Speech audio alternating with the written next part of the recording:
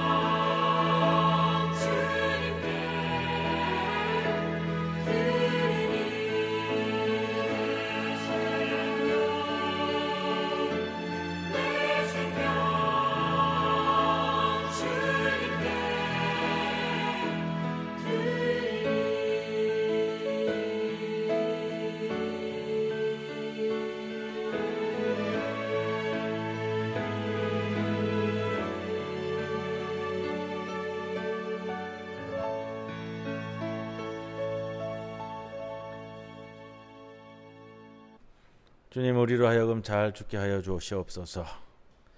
죽어야 할 시간에 죽지 않고 살아서 꿈틀대면서 심판받아야 할 자가 남을 판단합니다. 그때 참았더라면, 그때 잘했더라면, 그때 알았더라면, 그때 조심했더라면. 말로는 후회하고 돌이키는데 바로 지금이 그때인데 지금은 아무렇게나 보내면서 자꾸 그때만을 찾습니다. 사라져야 할 때 사라져가는 것보다 아름다운 것은 없사오니 저로 하여금 사라져야 할 시간을 놓치지 않도록 깨어있게 하옵소서. 제 이익을 위해 중언부언하는 입술과 제 주장이 너무 강해 대드는 성질머리를 모리아산 제물로 드려 죽이게 하옵소서.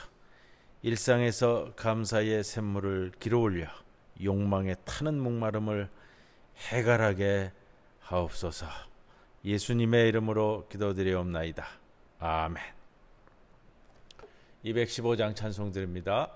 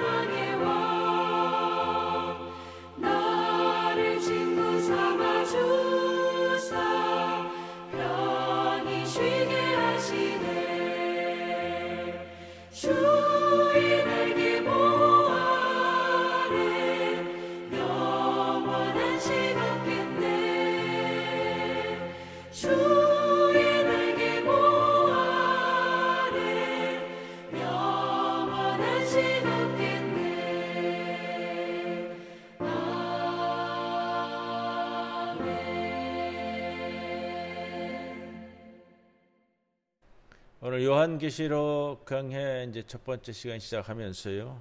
오늘 서러운 시간인데 성경 봉독은 우리 1절에서 3절까지의 말씀 봉독하고 시작합니다. 예수 그리스도의 계시라. 이는 하나님이 그에게 주사 반드시 속히 일어날 일들을 그 종들에게 보이시려고 그의 천사를 그 종 요한에게 보내어 알게 하신 것이라. 요한은 하나님의 말씀과 예수 그리스도의 증거 곧 자기가 본 것을 다 증언하였느니라. 이 예언의 말씀을 읽는 자와 듣는 자와 그 가운데에 기록한 것을 지키는 자는 복이 있나니 때가 가까움이라. 오늘 요한계시록 강해를 이제 시작을 합니다. 또 우리 지난번에 나누었던 욥기 말씀처럼 몇 주까지 진행될지는 잘 모르겠지만 또 한 구절 한 구절 돕아가면서 주님 주신 말씀을 우리가 성찰하고 또 묵상하고 우리의 삶에 적용하고 하면서 함께 나아가는 시간이 될 줄로 믿습니다. 오늘은 서론 시간이고요. 요한계시록에 대한 일반적인 우리가 좀 전제로 알고 있어야 할 내용들을 함께 좀 다루고 그렇게 첫 번째 시간을 시작하려고 합니다. 여러분, 우리가 기억하시는 것처럼 1980년대 종말에 대한 예언이 미국과 유럽, 우리나라도 마찬가지고요. 미국과 유럽의 근본주의적 그리스도인들 사이에 굉장히 풍미했습니다. 당시 상황이 이 강대국들 사이의 정치적인 갈등, 그리고 미국과 소련, 또 유럽 간의 이 군비 경쟁, 또 핵전쟁 준비, 이런 것에 대한 아마 두려움이 그리스도인들 사이에서 상당히 많이 널리 퍼졌기 때문에 그렇지 않은가 생각해 봅니다. 요한계시록 16장 16절에는 아마겟돈이라는 지역명으로서 논의 되어지는 이 표현을 좀 나오는데, 마지막 장소, 마지막 전쟁이 일어날 장소로 많이 언급이 되어집니다. 우리 16장 10절 이 아마겟돈에 대한 거는 우리가 그때에 대해서 또다시 좀 다뤄질 내용이고요. 당시 미국 대통령이었던 로널드 레이건 대통령, 굉장한 그 기독교인이면서 근본주의자인데요. 그가 어떤 인터뷰에서 당시 상황을 아마겟돈이 눈앞에 서 있는 느낌이 든다라는 표현을 썼습니다. 이 미국 대통령은 소련을, 당시는 소련이죠. 소련을 악의 축으로 규정했고, 자신이 이 선과 악 사이의 최후의 전투에서 악마들의 이 군대를 격퇴시킬 하늘의 군대 편에 서 있다. 이런 이제 사고 방식으로 살았어요. 그 당시 세계 멸망, 그다음에 휴거 운동, 이런 예언들이 미국의 근본주의자들뿐만 아니라 한국의 근본주의적 그리스도인들 사이에도 역시 확산되었습니다. 핵전쟁의 위험, 경제적인 위기, 불확실성, 이런 상황에서 많은 사람들이 인간과 자연이 함께 살아남기보다는 멸망할 가능성이 더 많다라고 생각했습니다. 그래서 종말이 임박하고 멸망의 그림자가 드리워진 것으로 그렇게 느꼈던 것 같아요. 이런 상황에서 기독교의 소종파 집단들이 이런 두려움을 피하고자 하는 인간의 본능에 호소됐습니다. 한국에서도 시한부 종말론을 따르는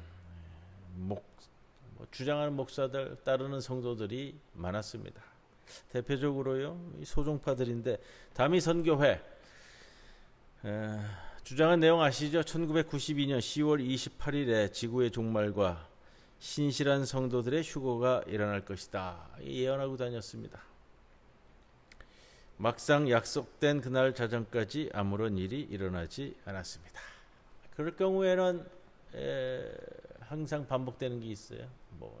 날짜를 잘못 계산했다라든지, 아직 때가 아니라든지, 뭔가 좀 계산에 착오가 있었다든지, 또 다음 날을 예언하고 다음 날을 예고하는데,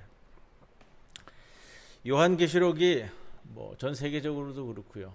한국 교회에서도 소종파 집단들에 의해서 습관적으로 왜곡된 것이 사실입니다. 우리가 요한계시록을 다시 시작하는 것도 거기에 있고요. 왜곡된 이 요한계시록 해석을 통해서 수천 명, 수만 명의 사람들을 잘못된 길로 미혹하고 있습니다. 요즘도 마찬가지고요. 그럼에도 불구하고 한국 교회의 대부분은 이 요한계시록 설교를 잘 안 합니다. 그것은 해석하는 것도 좀 어렵고 또 요한계시록을 해석해서 설교함으로써 목회에 적용하기도 참 까다롭고요. 또 뭐 이런 위험도 있어요. 요한계시록을 잘못 해석해내면 이단으로 몰릴 수도 있는 이제 그런 모습들도 있습니다. 뭐 이런저런 이유 때문에 요한계시록이 그래서 이 소종파 집단들의 전유물이 되어 왜곡되고 있는 것도 사실입니다. 그러나 요한계시록은 우리가 알아야 할 중요한 책입니다. 그리고 잊지 말아야 될 것은 그거예요. 요한계시록도 성경 66권 중에 한 권이다. 어느 성경이든 중요하지 않고 무시할 성경은 없습니다. 그러나 또 너무 그것만 강조하는 것도 그것도 뭐 좀 불공평해요. 성경 66권 중에 하나라는 것 우리가 기억해야 되고요. 성경 66권은 처음부터 끝까지 좀 이렇게 통일적인 시각으로 바라볼 수 있는 그런 것도 필요하다. 그리고 요한계시록을 왜 시작을 하느냐? 지난번에 욥기를 끝내면서 그런 말씀을 드렸습니다. 신명기 역사관에 의한 사고방식을 보완하고자 했었던 욥기 신학의 보완성. 그것이 신약 성경에는 복음서에서 죄 없이 십자가를 지시는 예수님의 이해에 단초를 제공했고요. 그거보다 더 힘든 것은 이 억압받는 사회에서의 종말론적인 신앙관으로 이어지는 그 면면이 흐리는 그 이제 길목을 우리가 얘기를 했잖아요. 구약 성경에는 다니엘서의 뒷부분에 이제 묵시록이 게재가 되어져 있고요. 그다음에 신약 성경 맨 마지막 부분 이 요한계시록이 묵시록으로 우리에게 소중한 문서입니다. 기독교 경전으로 얘기할 때 신약 성경 27권 가운데 성서 맨 마지막에 있는 책도 요한계시록입니다. 로마의 도미티안 황제가 통치하던 시기인 기원 후 95년, 96년경에 요한계시록은 저작되었을 것이다. 추정을 하는데 거의 맞을 것 같습니다. 자, 요한계시록은 묵시록이면서 저항문학이면서 지하문학입니다. 지하문서입니다. 왜 그러냐?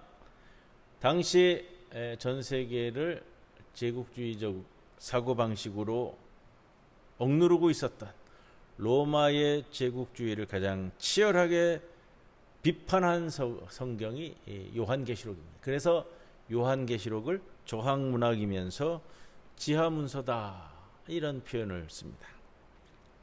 로마 제국은 로마의 평화를 외쳤습니다. 팍스 로마나를 외쳤는데 우리가 아는 것처럼 이 로마의 평화는 피로 물든 평화였습니다.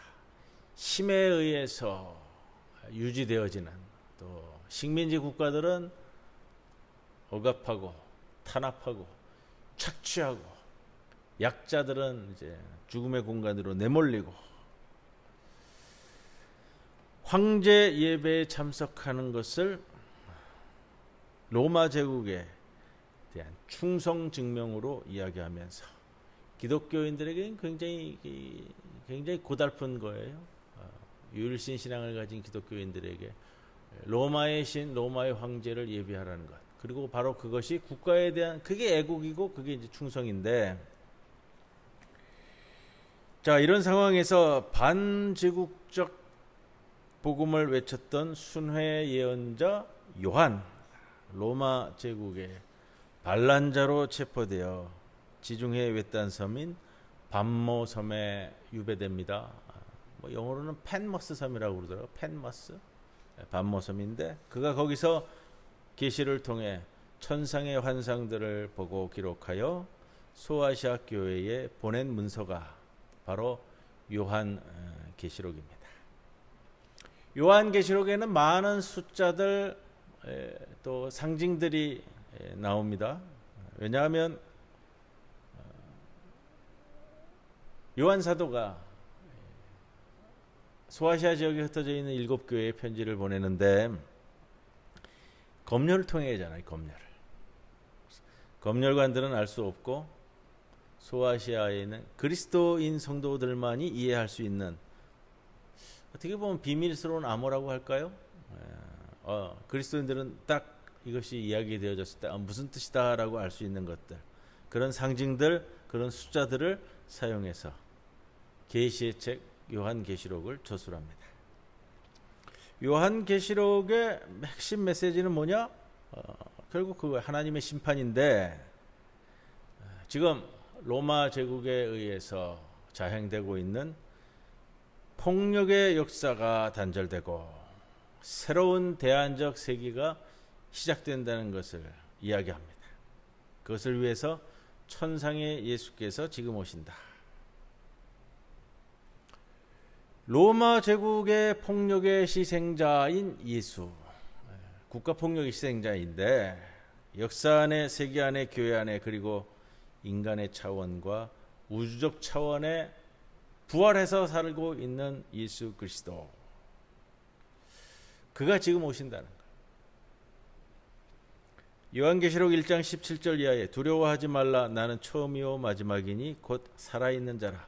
내가 전에 죽었었노라. 볼지어다 이제 세세토록 살아있다.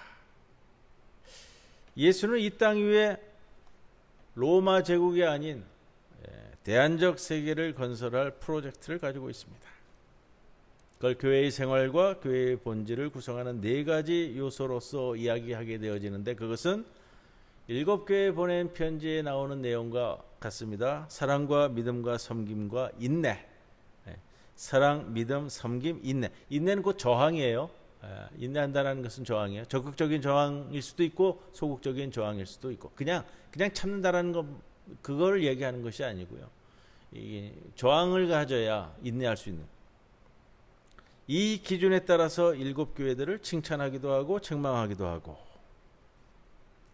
요한계시록의 메시지는, 중요한 메시지는 하나님의 심판입니다. 하나님의 심판에는 3가지가 들어가 있습니다. 약자들을 억압한 권력자들에 대한 심판, 바벨론에 대한 하나님의 심판. 바벨론은 이제 로마 제국을 의미합니다. 그리고 모든 죽은 자들에 대한 마지막 심판. 요한계시록은 그러한 것들을 서술하고 있습니다. 역사 안에서의 심판은 무엇일까? 여러분 그런 거 생각을 하셔야 됩니다. 과거사위원회도 있고요. 여러 가지가 있죠. 우리나라에도. 역사 안에서의 심판은 무엇일까? 피해자에게 저지른 불의가 가해자에게 그대로 돌아가는 것이 보복적 심판입니다. 계시록 16장 6절에 그들이 성도들과 선지자들의 피를 흘렸으므로 그들에게 피를 마시게 하신 것이 합당하니이다. 14장 6절 7절에는 그러므로 심판의 시간이 다가온다는 소식은 약자들에게는 기쁜 소식, 즉 복음이라는 거예요. 자, 욥기를 다룰 때 그런 말씀을 드렸습니다. 욥이 당하는 고난, 이유 없이 당하는 고난, 의인이 당하는 고난, 버티고 버틸 수 없는, 그래서 하나님께 하소연하기도 하고 하나님을 불러내서 심판의 자리에 나오라고 외치기도 하고요. 여하튼 하소연을 하자. 그 하소연을 하나님께서 굉장히 기쁘게 생각을 했습니다. 그것보다도 더 이제 전 공동체가, 전 그리스도인들이 당하는 핍박과 억압, 이거를 요한계시록을 통해서 우리가 볼 수 있어야 되고요. 바로 그러한 배경하에서 종말론적 신앙관이 생겨지는데, 종말론적 신앙관이라는 것은 그냥 세상이 종말이 왔다 끝났다 이것이 아니고요. 종말이 오기 때문에 오늘 이 시간 우리의 자리가 어떻게 보내느냐에 따라서 미래가 어떻게 결정되어질 것인가 하는 것이 만들어지는 거예요.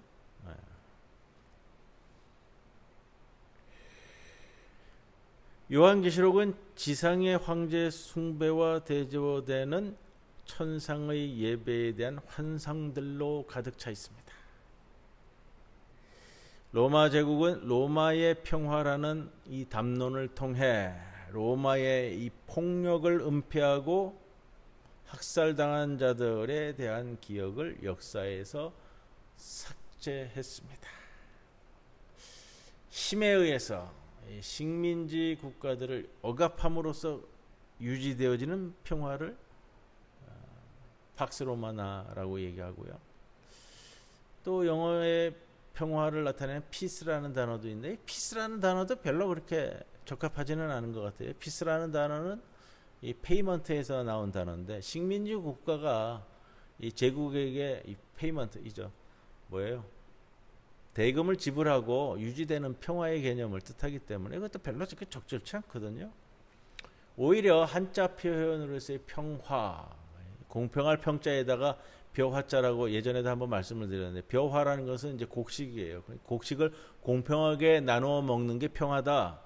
이 개념이 오히려 더 적절하지 않을까 저는 생각을 합니다. 요한계시록 저자는 계시를 통해서 이 로마 제국의 살인적 현실을 폭로하고, 그렇게 죽은 자들이 하늘나라에 살아계시고 하나님에게 악인들에 대한 심판을 요구하고 권리와 정의를 위해서 부르짖고 있다라는 것을 우리들에게 말합니다. 또한 그는 하늘에 살아있는 수많은 죽은 자들의 무리, 이들이 천상 예배에 참석하여 하나님과 어린 양을 찬양하고 예배하고 있다라고 말합니다. 즉 새 예루살렘이라는 것은 죽은 자들과 산 자들의 공동의 희망이며 공동의 미래다. 악인들에게는 이러한 미래가 없습니다. 즉 새 예루살렘은 미래의 현실입니다. 그러나 새 예루살렘에 대한 환상은 우리로 하여금 미래의 현실을 통해서 미래를 바라보면서 미래를 바라보기 때문에 지금 여기 현실, 모순으로 가득 찬 이 현재의 현실에 저항하고 미래를 바라보며 현재의 세상을 새롭게 만들어 가도록 고무시키는 역할을 합니다.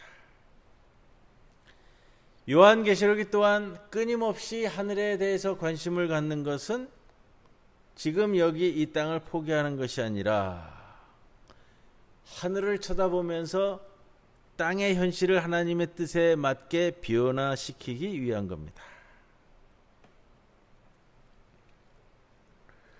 이러한 요한계시록은 3.1운동, 일제강점기 3.1운동과 신사참배 반대 운동을 위한 원동력의 역할을 했습니다. 왜냐? 미래를 바라보기 때문에 현실을 하나님의 뜻에 맞춰 변화시켜야 되는 책임이 있는 거죠. 그저 뭐 중립적인 게 아니고요. 자, 요한계시록 저자인 요한. 아마도 기원 후 66년, 70년경에 유대 전쟁 기간 동안 가나안 땅에 거주하다가 소아시아 지역으로 이주한 사람으로 추정합니다. 전쟁 경험이 있고요. 그걸 바탕으로 성서를 쓰고 있기 때문에 또 히브리어, 그리스어 능통하고 구약과 유대 묵시문학 풍부하게 인용하고 있고요. 또 세계 정세에 대한 판단과 분석과 비판, 로마의 정치에 대해서도 또 그런 장면이 많이 나와요. 불의한 경제 구조에 대해서 지금 많이 이제 본문에서 등장을 시키는데 이런 것들을 굉장히 비판합니다. 반모섬, 펜머스 섬에 유배된 이유는 아마도 순회 설교가, 순회 예언자로서 활동하던 요한의 활동과 설교가 로마 제국이 볼 때의 반제국적인 내용이었다. 그렇기 때문에 반모섬에 유배되었을 것이다. 이렇게 추정하는데 뭐 감옥에 가두지 않고 섬에 유폐를 시켰을 때는 그만큼 요한의 사회적 지위도 무시하지 못할 그런 위치에 있는 사람이 아니었겠느냐 이렇게 생각을 합니다. 저작연대는 앞에서 말씀드린 것처럼 기원 후 95에서 90년경 에게해에 있는 밤모섬에서 도미티안 황제 통치기, 도미티안 황제 통치기는 억압이, 탄압이 굉장히 피치에 올랐던 그런 때입니다. 계시록은 누군가 비정상적인 방식으로 기술한 작품이 아니고요. 이 말씀을 좀 드리고 오늘 마치려고 그래요. 요한계시록은 어떤 비정상적인 상태에서 저술된 저서가 아니라 대단히 신중하게, 대단히 정성을 들여서 만들어낸 성서 문학 작품이다. 이걸 우리가 기억을 하면서 시작을 해야 됩니다. 이러한 요한계시록은 오늘을 살아가는 그리스도인의 삶과 신앙 실천을 위해서 대단히 중요한 말씀들을 우리들에게 전해줍니다. 요한계시록, 현재 이 시간을 살아가는 그리스도인 공동체를 위한 소망과 저항의 책으로서 오늘도 녹록지 않은 세상입니다. 우리 정치 상황도 그렇고 세계적인 상황도 그렇고 엊그제는 미국의 대통령 후보로 나섰던 이가 이제 총격을 당하는 일도 있었고 이런 불의한 사회, 이런 모습들을 총괄해서 바라볼 수 있는 시각을 제시해주는 성경, 그것이 요한계시록이다. 그렇기 때문에 우리는 요한계시록 말씀 강해를 다시 한번 진행을 합니다. 이 말씀을 드립니다. 오늘 여기까지 말씀 나누겠습니다. 217장 찬송드립니다.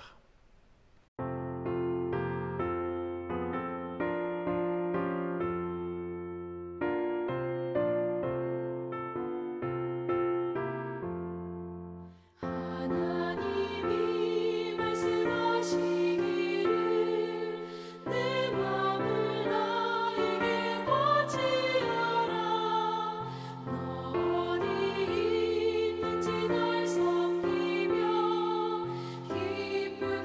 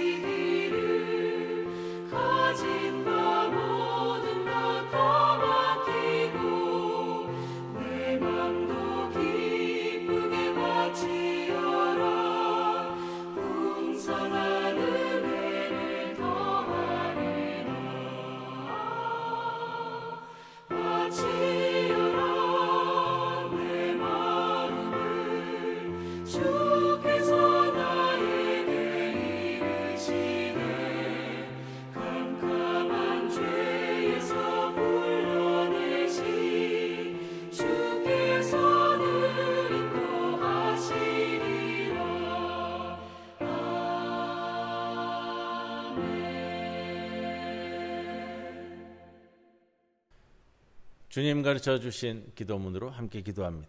하늘에 계신 우리 아버지여, 이름이 거룩히 여김을 받으시오며 나라의 임하옵시며 뜻이 하늘에서 이루어진 것 같이 땅에서도 이루어지이다. 오늘날 우리에게 일용할 양식을 주옵시고 우리가 우리에게 죄 지은 자를 사하여 준 것 같이 우리 죄를 사하여 주옵시고 우리를 시험에 들지 말게 하옵시며 다만 악에서 구하옵소서. 대개 나라와 권세와 영광이 아버지께 영원히 있사옵나이다. 아멘.